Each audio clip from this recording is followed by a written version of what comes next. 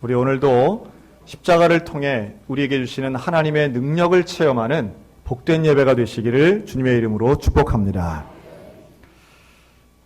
어느 종교나 그 종교적 상징들이 있습니다.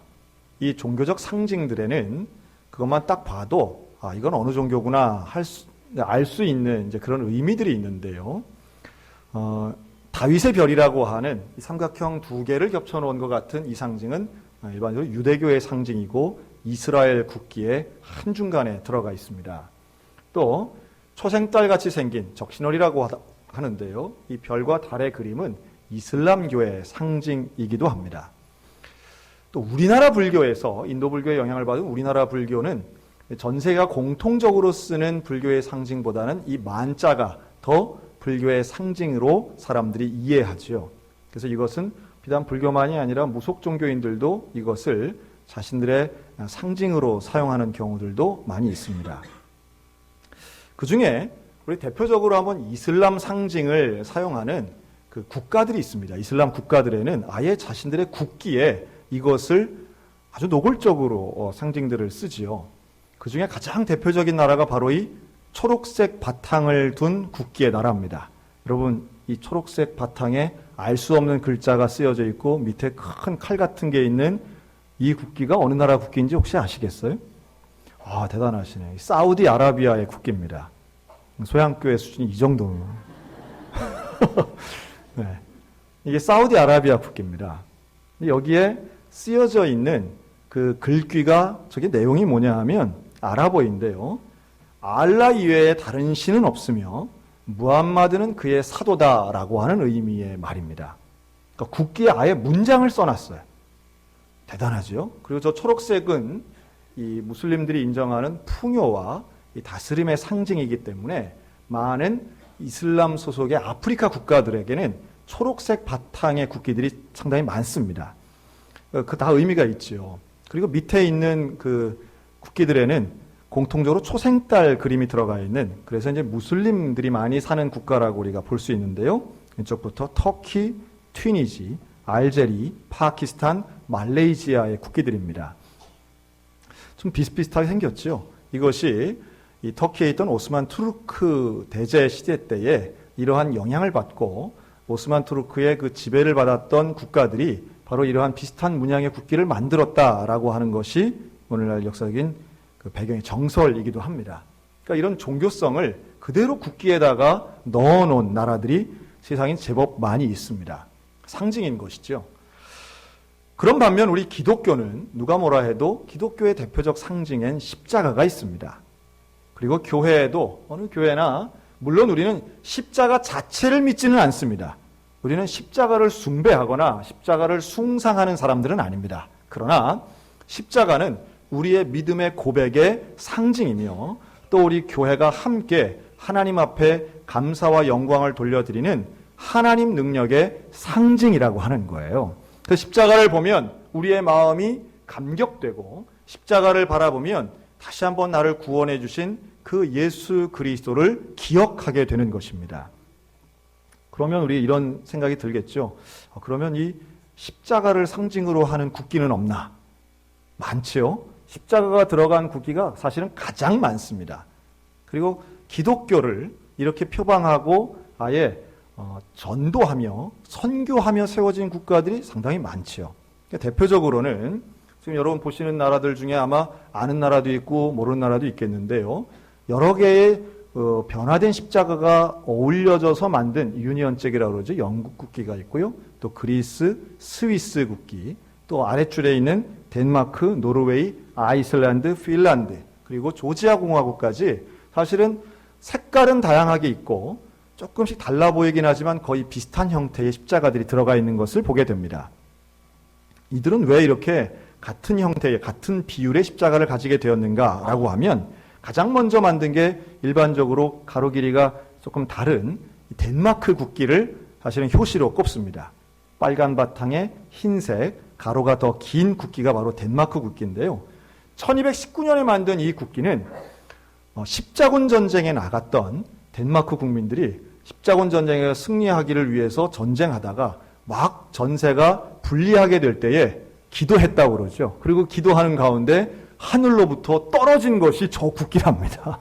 상당히 좀 전설 같은 이야기인데, 그래서 이 국기의 이름이 단네브로라고 하는 이름의 국기입니다. 우리나라는 태극기라고 하죠. 단네브로는 말 그대로 덴마크인들의 힘이란 뜻인데요. 그래서 이 국기를 볼 때마다 우리를 도우시는 하나님의 은혜, 또 십자가로 상징되는 그리스도의 능력, 그리스도만이 우리를 다스리시고 우리를 인도하신다라고 하는 것을 이 덴마크부터 시작해서 다른 북유럽 국가들이 거의 비슷한 형태의 국기를 가지게 됩니다. 자, 이쯤 되면 우리가 한번 이렇게 생각해 볼 수 있습니다. 종교를 상징으로 하는 국기들에 쓰는 그런 나라들의 공통점이 뭐가 있을까요? 아마도 이런 북유럽 국가들은 요즘은 우리 대한민국이 생각하는 가장 이상적인 나라들이 아닐까 생각이 듭니다. 물론 이 나라에도 문제가 있고 테러도 있고 범죄도 있지만 그럼에도 불구하고 청빈하고 민주주의가 잘 발달하고 복지가 합리적으로 이루어지고 또 국민들의 삶의 질, 행복지수가 상당히 높은 국가라는 걸 알 수 있는데요. 그러한 좋은 제도와 또한 국민성의 기본 바탕에 바로 크리스찬이티, 우리 기독교 정신이 있다는 것을 부정할 수 없는 것이지요. 반면 이슬람의 상징을 쓴 국기들마다 보면 하나같이 여성, 장애인, 어린이의 인권이 존중받지 못하고 거기에는 민주주의가 뿌리내리기 어려운 독재나 봉건주의의 토양이 있음을 우리는 부정할 수 없습니다. 물론 국기 하나 가지고 그 국가가 이렇다 저렇다 말하기는 어렵겠지만 국기에 새길 정도로 우리는 기독교 국가입니다. 우리는 이런 종교의 국가입니다 라고 할 때는 그 나라마다 있는 고유한 영향력이 있다라고 하는 거죠. 상징의 힘입니다. 그럼 우리 기독교의 십자가는 처음부터 상징이었느냐? 이제 그렇진 않아요. 초대교회에는 다른 상징들이 사실은 더 먼저 쓰였습니다. 초대교회 때 잘 많이 쓰였던 상징들에는 이런 모자이크 조각들을 통해서 알 수 있는데요.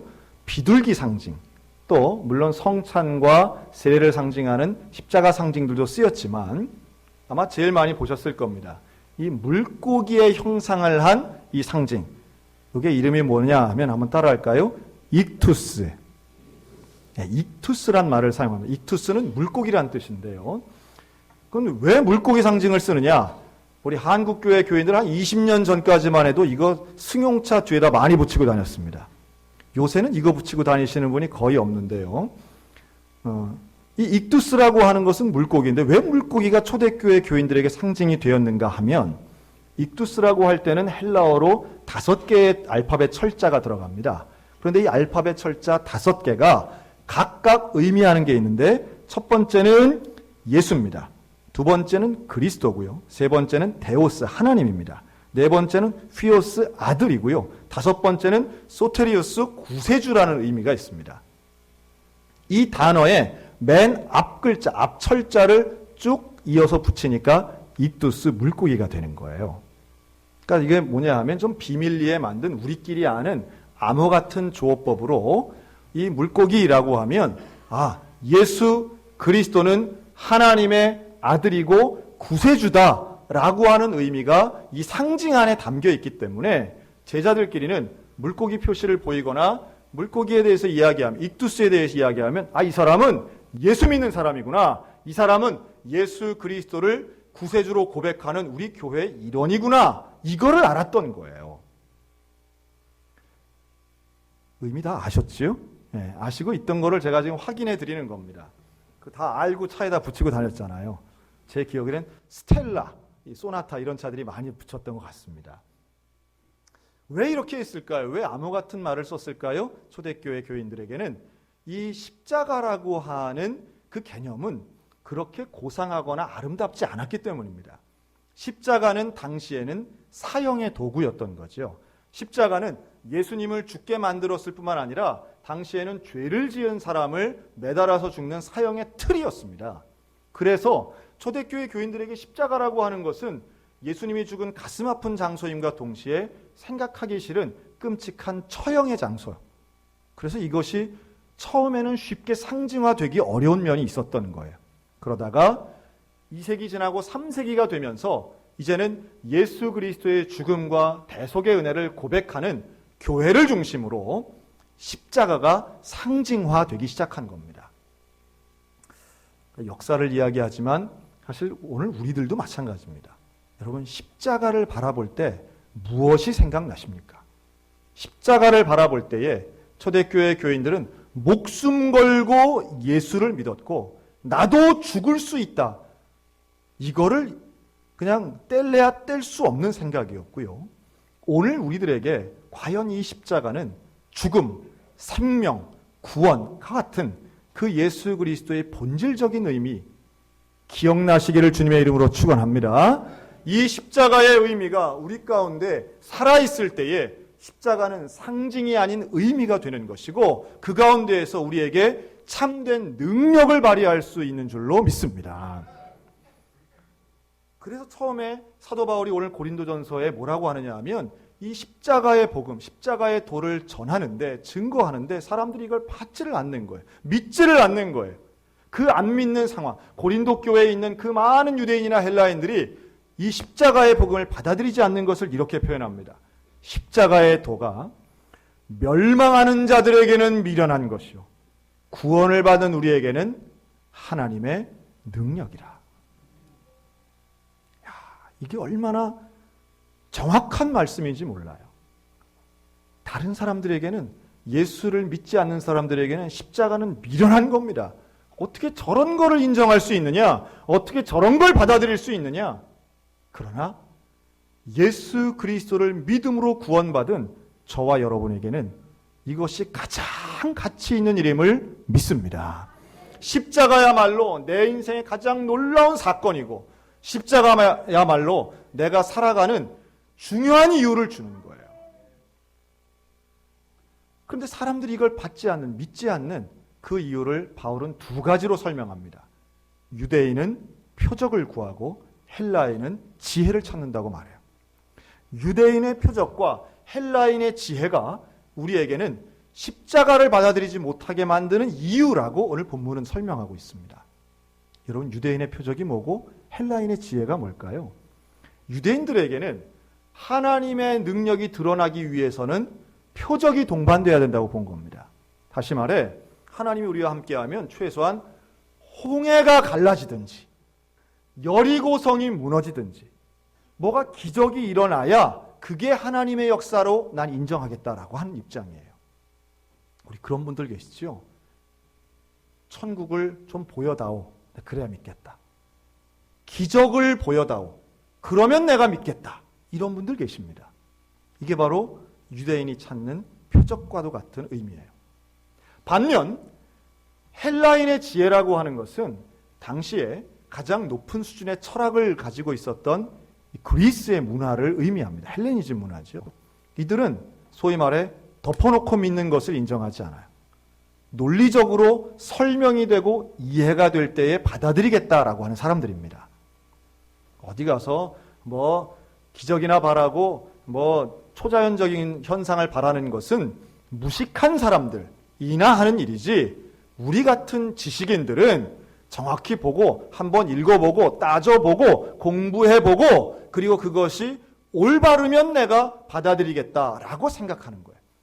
내가 전에 몰랐던 것을 깨우쳐 주든지 내가 미처 모르고 있던 것을 알게 해주는 그런 탁월함의 지혜가 있다면 나는 예수를 믿겠다라는 입장이라는 거예요. 놀랍게도 교회 안에 그런 분들 많습니다. 어떤 분이 있냐면 성경을 한번 연구해 보겠다 이런 분들이 있어요. 사람들이 많이 읽는다니까 얼마나 수준이 있는지 그러면서 뭘 자랑하는지 아세요? 나는 불경도 통달했고 성경도 통달했고 코란도 통달했다 뭐 이런 분들이 있습니다. 전 그런 분들 보면은 존경하기 이전에 저게 맞는 얘기가 될까? 난 지금 평생 성경 하나 보기도 힘든데 어떻게 저걸 다 통달했다고 얘기할 수 있지?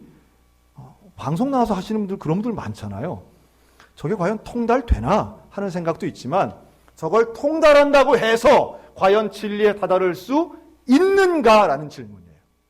지금 사도 바울이 얘기하는 건 그겁니다. 헬라인이 말하는 그 지혜, 그 지혜를 가지고 과연 십자가의 도에 다다를 수 있는가? 바울은 그렇지 않다고 얘기하는 거예요. 한국교회에 아주 지난 10년 동안 신선한 충격을 주었던 한 인물이 있습니다. 그분은 한국 사회를 대표했던 지식인 중에 한 분이죠. 대한민국 초대 문화부 장관을 했던 이어령 박사가 있습니다. 이분은 한국인들 누구나 인정할 만한 아주 탁월한 지식, 지금은 이제 80이 넘으신 분이지만 이분이 20년 전에 디지로그라는 책을 썼습니다. 20년 전에 이미 앞으로 올 인공지능, AI에 대해서 예견하고 말씀한 정말 탁월한 석학이 바로 이 이어령 박사입니다. 근데 이분은 젊은 시절에 80년대죠. 그때만 해도 정말 교회나 종교에 대해서 비하하고 비판하는 날카로운 글들 정말 많이 쓰신 분입니다. 이분이 했던 이야기들 중에 참 유명한 얘기들 많습니다. 지성이는 울지 않는다. 이런 거 있습니다. 감동받지 않는다는 거예요. 자기는 웬만하면 감동이나 감탄하지 않는다는 겁니다. 왜? 다 아니까. 어떤 탁월함으로 나를 감동시키는 일은 거의 불가능하다 할 정도로 이분의 글은 늘 정확하고 날카롭고 또 다른 사람들을 압도할 만한 지적 능력을 갖고 계신 분이었습니다. 근데 이분에게 이제 딸이 있었는데 아마 다들 아시는 이야기일 거예요. 근데 그 딸도 역시 공부를 잘했던 거죠. 이화여대 영문과를 나와서 미국으로 이제 이민을 가고요. 미국에 가서 로스쿨을 나와서 검사가 되고 이 캘리포니아주의 부장검사가 됩니다. 한국을 대표하는 아주 지적인 여성의 이미지가 가득했죠. 그 이름이 이제 이민아 집사였죠. 그런데 이분에게 이제 문제가 오는 거죠. 그래서 세 가지 문제가 오는데 첫째는 남편과의 이혼이고요. 두 번째는 본인이 암이 생긴 겁니다. 그리고 세 번째는 아들 2명에게 문제가 생긴 거예요. 그래서 큰 아들은 병으로 죽고 둘째 아들은 장애를 가지게 됩니다. 그러니까 한꺼번에 몰려오는 감당하기 어려운 고난 앞에 이 아버지 이어령 박사는 그저 사랑하는 딸의 아픔을 지켜볼 수밖에 없는 것이 참 힘들었다고 그래요. 그런데 딸과 함께 생활을 할 때에 뭘 발견했느냐 하면 이 딸이 교회를 가더래요. 새벽 기도를 가더래요. 남들 다 부러워하는 직장 다 사표내고 아픈 아들에게 올인하면서 하나님 앞에 매달리는 딸을 보게 되는 겁니다. 그런데 그때에 그 딸의 얼굴이 어둡거나 찌든 얼굴이 아니라 예배드리러 가고 예배드리고 오면 항상 밝고 항상 기쁘고 그 이전에 건강할 때 볼 수 없었던 감사, 그 이전에 출세할 때 볼 수 없었던 기쁨이 넘치는 모습을 이 아버지가 가까운 거리에서 보게 됩니다. 신기하다. 참 불쌍한데 저렇게라도 해야 살아갈 수 있겠지라고 생각했다는 거예요. 그런데 그 딸이 이야기합니다. 아빠, 내게 소원이 하나 있어요. 그래, 네 소원이 뭐냐? 병 낫는 거냐? 가정이 회복되는 거냐? 그때 이 딸이 하는 이야기는, 이 불쌍한 내 딸이 하는 이야기가 내 소원은 오직 하나뿐인데 아빠가 예수 믿고 구원받는 거예요. 아빠가 교회 가서 세례받는 것이 내 소원입니다. 그때 이 이어령 박사가 죽어가는 내 딸의 소원이라는데 그거 못 들어주겠나라는 생각이 들었다는 거예요. 내가 그렇게 비판하고 내가 그렇게 욕하고 아직도 이해 안 되고 받아들이긴 어렵지만 그래도 내 딸이 원하는데 그거 하나 못 들어주겠나. 그러면서 그래도 세례받기 전에 준비는 해야지 하고 교회를 나갔다는 거예요. 나가서 예배를 드리고요. 말씀을 보고요. 하나님께 기도했답니다. 하나님, 내 딸 좀 살려주세요. 계시다면. 하나님, 이렇게 많은 사람이 기도하는데 만약 하나님 계시다면 내 손자 살려주세요. 결국은 할아버지지요. 결국은 아버지입니다. 아무리 똑똑하고 아무리 자기 원칙이 강해도 결국은 아버지고 할아버지일 수밖에 없는 인간의 한계가 있는 거죠. 그리고 2007년도에 세례를 받게 됩니다. 이 세례받는 장면이 정말 많은 한국교회 지도자들에게 관심의 대상이었습니다. 많은 사람이 모였던 그 큰 체육관에서 세례를 받는데요. 그 세례받는 자리에서 눈물을 쏟습니다. 이분이. 1년 후에 간증을 할 때에 뭐라고 간증했냐 하면 그날 내 눈에서 내린 눈물은 지성으로는 설명할 수 없는 눈물이었습니다. 내 마음에서 솟아나던 그 눈물은 지성을 초월한 눈물이었기 때문에 나는 영성을 인정하지 않을 수 없습니다. 나는 예수님을 믿습니다. 나는 예수님이 나의 죄를 담당해서 십자가에 돌아가신 사실을 믿습니다. 이해하는 것이 아니라 믿습니다. 아는 것이 아니라 믿습니다. 이렇게 고백하는 그 간증의 진위를 의심하던 사람들이 있었습니다. 일시적인 거야. 늙으니까 약해져서 저런 거야. 오히려 비슷한 지성인들 중에는 이어령 교수의 그런 모습에 대해서 오히려 비난하는 분들도 적지 않게 있었습니다. 교회는 이것을 반가워하고 기적의 간증으로 인정했지만 그렇지 않은 이분의 친구나 동료분들은 하나같이 변했구만, 약해졌구만, 늙으니까 할 수 없구만, 이런 조롱에 시달렸다는 거예요. 그런데 예수 그리스도를 믿고 십자가 복음, 그 하나님의 능력에 대해 확실하게 된 증명한 사건은 무엇인가 하면 이분이 세례받은 이후에 그렇게 간절히 기도하던 딸의 치유가 아닌 딸의 죽음 앞에 예수 그리스도를 구주로 고백한 사건인 줄로 믿습니다. 여러분, 십자가는, 복음은 내가 복받으려고 믿는 게 아닌 겁니다. 십자가의 능력은, 세상의 종교는요, 내가 잘되고 내가 출세하고 내 문제 해결하려고 믿는다면, 기독교는, 십자가의 능력은, 하나님의 은혜는 나를 위해 대속해 주신 그 하나님을 위해서 사는 것이 십자가의 능력임을 믿으시기 바랍니다. 그래서 고난의 길을 그래서 가는 거예요. 여러분, 십자가는 죽음이고 고난입니다. 그런데 이 십자가가 나와 무슨 관계가 있느냐가 복음의 핵심인 거예요. 2000년 전 죽은 30살, 33세의 청년 예수가 죽은 그 십자가와 내가 무슨 관계가 있는가? 여러분, 이것이 믿어지는 게 기적인 줄로 믿습니다. 이거는 논리가 아니에요. 논리일 수 없어요. 어떻게 그 죽음과 나의 구원이 연결될 수 있겠습니까? 이거를 아무리 연구하고 이해하려 해도 그건 이해되는 것이 아닙니다. 이것은 믿음으로밖에는 설명이 안 되는 일인 줄로 믿습니다. 그리고 그 믿음 안에 온전한 생명의 신비가 있고 그 믿음 안에 구원의 능력이 있으며 나를 향하신 하나님의 은혜가 바로 그 믿음 가운데에서 이루어지는 거예요.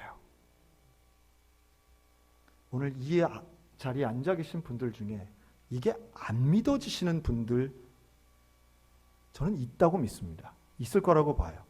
이게 안 믿어지면요, 우리의 신앙은 기복적 신앙에서 나가지를 못합니다. 이게 안 믿어지면 이 십자가의 복음, 십자가와 나와의 관계가 정립되지 않으면 우리는 맨날 내 문제 해결해 주세요, 내게 복을 주세요, 이거 주세요, 이 수준에서 한 발짝을 나가질 못해요. 그런데 십자가에 달리신 그 예수님과 나와의 관계가 믿음으로 연결되면 이것이 우리 삶의 목적이요 능력이 되는 줄로 믿습니다. 그래서 사도 바울은 이렇게 고백해요. 내가 복음을 부끄러워하지 아니하노니 복음은 모든 믿는 자에게 구원을 주시는 하나님의 뭐가 돼요? 능력이 됩니다. 믿는 자에게 하나님이 능력을 주시는데 우리 뭘 믿는 겁니까? 복음을 믿는 것이고 십자가를 통한 예수 그리스도의 구원을 믿는 거예요. 그 보혈을 믿는 은혜가 있으시기를 주님의 이름으로 축원합니다. 그래서 십자가는 하나님의 능력입니다. 그 십자가를 바라볼 때 하나님의 능력을 우리는 체험할 수 있어야 됩니다. 하나님의 은혜가 우리의 심령을 때리고 우리의 마음을 때려서 나를 위한 삶이 아닌 주를 위한 삶의 자리로 십자가 앞으로 나아가는 저와 여러분들 되시기를 바랍니다. 교회마다 십자가가 있는 게 바로 그런 거예요. 이 십자가를 보고 잊지 말라는 거예요. 내 중심의 삶에서 그리스도 중심의 삶으로 살라고, 그리고 그렇게 살 수 있다고 십자가는 우리에게 가르쳐주고 있는 겁니다. 내가 저기에 달려 죽어야 되는데 예수님이 죽으셨어요. 그러니 나는 어떤 존재입니까? 하나님의 생명값을 주고 산 존재입니다. 나는 그래서 하나님 말씀대로 하나님의 진리대로 살아가야 될 존재들이라는 거예요. 사도행전 20장 24절 우리 다 같이 한번 읽어보겠습니다. 내가 달려갈 길과 시작. 내가 달려갈 길과 주 예수께 받은 사명 곧 하나님의 은혜의 복음을 증언하는 일을 마치려 하면은 나의 생명조차 조금도 귀한 것으로 여기지 아니하노라. 아멘. 여러분 십자가 복음을 경험하면 사명이 있게 될 줄로 믿습니다. 내가 살아가야 할 목적과 방향이 그때야 비로소 명확해지고 분명해지는 거예요. 생명조차 아깝지 않은 그 귀한 삶의 목적은 오직 십자가에서만 발견되는 줄로 믿습니다. 세상의 가치 따라가지 않을 수 있는 것, 돈이나 명예나 그거 다 중요하지만 그것 따라가지 않고 진짜 따라갈 수 있는 것은 십자가에서만 가능하다는 거예요. 이게 없으니까, 이 체험이 없으니까, 십자가의 가치를 잘 모르니까 우리는 세상의 가치 따라가는 것이고 세상의 시류 따라가는 거예요. 하나님 오늘도 우리에게 말씀합니다. 세상의 미련한 자들에게는 이게 멸망하는 것처럼 보일지 모르겠지만 우리들에게는, 믿는 우리에게는 십자가의 복음이야말로 하나님의 능력입니다. 여러분 그 하나님의 능력을 사모하셨으면 좋겠어요. 그 하나님의 능력은 저와 여러분 그리고 우리 앞날 가운데 항상 함께 하실 줄로 믿습니다. 어제 우리 대한민국에 아주 그 중요한 사건 하나가 있었습니다. 아마 뉴스 보셔서 아셨을 거예요. 어제 전국에서 치러진 구급 공무원 시험이 있었던 날입니다. 어제 전국에서 최다 인원 17만 2천 명이 구급 공무원 시험을 봤습니다. 어제 춘천도 난리 났었어요. 학교마다 그냥 그 수험생들이 바글바글 했습니다. 지금 갈수록 하여튼 제일 좋은 고용주라고 그러죠. 정부가. 가장 공정한 시험이라고 그러더라고요. 공무원 시험이. 어쨌든 여기 시험에 지금 너무 많은 청년들이 여기에 매달리고 있습니다. 저도 어제 기도 많이 했습니다. 분명히 우리 소양교회도 청년들 또 우리의 자녀들이 이 시험 많이 보고 있을 텐데 하나님 도우시고 인도해달라고. 그런데요. 괄호 안에 든 숫자 있죠. 1.8%. 이게 뭘까요? 이게 합격률입니다. 1.8%. 1년이면 이게 구급 공무원만 이렇고요. 1년이면 우리 대한민국 사람 160만 명이 지금 공무원 시험 보고 있습니다. 지금 춘천 인구가 얼마인데 그 사람 다 지금 여기에 매달려 있어요. 젊은이들이 그냥 다 여기에 매달려 있다고 해도 25살에서 35살 사이에 지금 이거 매달린 사람들이 얼마나 많은지 몰라요. 참 안타깝죠. 문제가 해결돼야 됩니다. 1.8% 또 들어가면 참 어려운 길인데 여러분 들어가면 꽃밭길에 행복만 있을까요? 아니면 들어가면 또 다른 어려움이 있을까요? 우리 안 해봐도 다 알잖아요. 어쨌든 그래도 시험 보는 우리 청년들 위해서 제가 기도하는데 중요한 건 이 시험 전날 금요일 날 우리 교회에서 뭐가 있었냐 하면 바로 기독 선교인 연합예배를 드렸습니다. 여기에 누구누구들이 오셨냐 하면 강원도청, 춘천시청, 강원일보, 한림대학교, 또 기후변화연구소 이런 직원들이 오셨어요. 그러니까 공무원들이 또 오셨어요. 오셔가지고 함께 예배를 드렸습니다. 제가 하여튼 처음 본 분들도 많지만 제가 그래도 참 공무원 되신 거 축하드린다고. 한참 된 얘기지만 축하드린다. 그런데 여러분 이분들이 모여서 무슨 기도했을 것 같습니까? 이분들이 모여서 기도한 건 하나밖에 없어요. 하나님! 도청이 하나님의 나라가 되게 할 주옵소서. 공무원들이 하나님의 복음을 받아들이는데 나를 사용하여 주시옵소서. 조금 뭐가 다르냐라고 하면 제가 무슨 특정한 공직이나 이걸 비하하는 의미는 전혀 없습니다. 여러분 우리가 생각할 때 공무원 되려고 이렇게 많은 사람들이 가는 거는 절차가 공정하고 고용이 안정되고 사람들 인식이 좋기 때문에 많이들 달려드는 거 아니겠습니까? 그런데 실제로 예수 믿는 공무원 분들의 생각은요. 자신의 안정감 있는 직장에는 감사하지만 그보다 더 중요한 가치, 즉 복음을 전하고 하나님의 나라가 임하고 십자가의 도가 전달되지 않는 것에 대해 안타까워하더라고요. 우리의 삶의 진정한 목적이 어디에 있는가? 어떤 직장이나 직업이나 생계는 물론 중요하지만 그 너머에 있는 삶의 사명은 십자가에서만 발견될 수 있는 줄로 믿으시기 바랍니다. 우리는 다양한 이유로 여기 혹시 와 계실지 모르겠습니다. 교회에 오면 혹여 내 인생의 문제가 해결될까? 여러분, 해결되는 문제는 단 하나밖에 없습니다. 하나님이 우리에게 약속하신 인생의 문제는 단 하나예요. 단 하나는 100% 해결됩니다. 뭐가 해결되느냐? 구원의 문제는 해결될 줄로 믿습니다. 그런데 나머지는요, 될 수도 있고 안 될 수도 있어요. 그럼 열심히 기도하면 그 어려운 시험이 될 수도 있고 안 될 수도 있습니다. 좀 야속하지요? 열심히 신앙생활하면 건강해질 수도 있고 아닐 수도 있습니다. 그러나 명확하게 주님이 약속하시고 말씀하신 것은 예수 그리스도를 믿으면 구원받고 영생받을 줄로 믿습니다. 이것이 약속되어 있는 것이고 왜 그것을 약속하셨느냐 하면 그것이 가장 중요한 일이기 때문에 그렇습니다. 그리고 이 문제가 해결되면 구원의 영생의 십자가 복음으로 내가 변화되면 그러면 인생이 근본적으로 변화될 줄로 믿으시기 바랍니다. 그게 우리가 예수 믿는 이유입니다. 그게 바로 십자가가 상징하는 복음입니다. 그 십자가의 복음을 붙잡는 우리 소양교회가 되었으면 좋겠습니다. 그리고 이 십자가의 복음이 아직도 믿어지지 않고 체험되지 않고 아직도 내게 와닿지 않는 분들이 있다면 오늘 제가 권면합니다. 내일부터 우리 교회가 5일간 특별 새벽 기도회를 합니다. 자, 특별 새벽 기도회는 새벽 몇 시에 할까요? 몇 시? 5시. 자, 옆 사람 보고 내일 아침 5시랍니다. 이게 웬일입니까? 이게 웬일이에요? 5시에 여러분 깨보신 적 있으십니까? 5시에 뭘 해보신 적 있어요? 여러분, 5시는요, 웬만한 중요한 일 아니면 일어나지지 않는 시간입니다. 5시에 여기 오려면 4시 반엔 일어나야 되잖아요. 그 웬만큼 중요한 일이 아니면 사실 일어나지 못하는데 단 5일입니다. 5일 동안 우리가 특별 새벽 기도회를 해요. 자, 교회는 평소에도 새벽 기도회가 5시에 있어요? 없어요?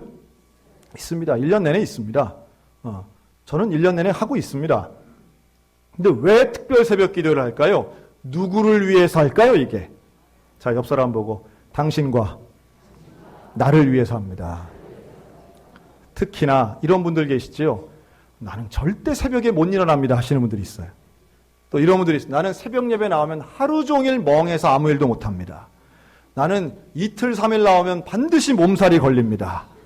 뭐 이런 분들 있잖아요. 나가서 조느니 차라리 그 맑은 정신에 저녁에 따로 기도하는 게 낫겠습니다. 이런 분들. 이런 분들이 특별 새벽 기도의 주인공들입니다. 1년 내내 가야 자발적으로 단 한 번도 새벽 기도 나오지 않는 바로 그분들. 누구예요? 그게 바로.